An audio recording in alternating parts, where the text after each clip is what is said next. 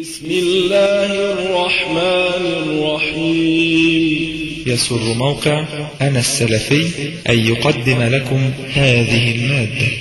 ادع إلى سبيل ربك بالحكمة والموعظة الحسنة وجادلهم بالتي هي أحسن إن ربك هو أعلم بمن ضل عن سبيله وهو أعلم بالمهتدين.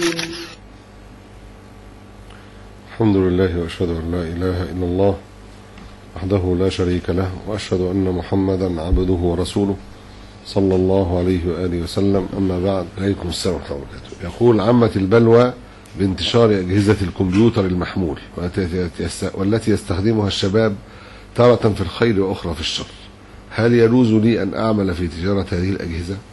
هل يجوز لي أن أتاجر في بيع التليفونات المحمولة وقد علمتم ما عمت به البلوى؟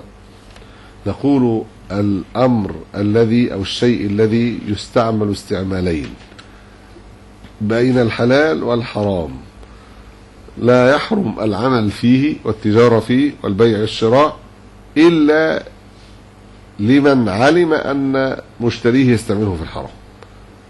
الأصل الجواز حتى يغلب على ظنه أن الذي أمامه سوف يستعمله في الحرام، مثل أن يصرح له بذلك أو يعلم من قرائن الأحوال ما يجزم به أنه يستعمله في الحرام. يغلب على الناس أو لا يكاد يوجد من يستعمله في الحلال، فعند ذلك يتوقف. أما إذا كان هناك استعمالان مثل العنب يباع لمن يأكله ولمن يتخذه خمرا، ما نهى النبي عليه الصلاة والسلام عن بيع العنب إلا لمن علم أنه يتخذه خمرا. نهى عن بيع العنب لمن يتخذه خمرا، وهكذا في كل ما يعين على معصية الله. إذا علم أنه يستعمل في معصية الله امتنع. أما إذا كان الأمر يحتمل فالأمر على الجواز، والله المستعان. عموم البلوى بأمر أنت ذكرت أنه يستخدم في مقاصد في الخير ومقاصد في الشر.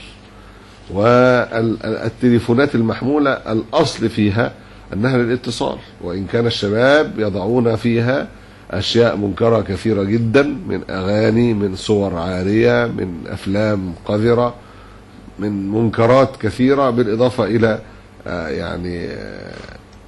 ما قد يكون من اتصالات محرمة. لكن كما ذكرت، إذا لم يعلم أن هذا الشخص يستعمله في الحرام جاز أن يبيع ويشتري معه. إذا شك جاز، إذا علم أنه يستعمله في الحرام منع. يا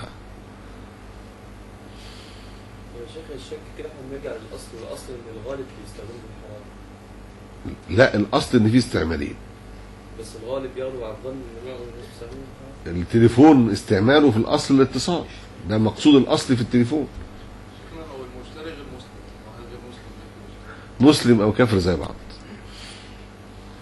في غلبة الظن نشوف إيه اللي هيظهر منه.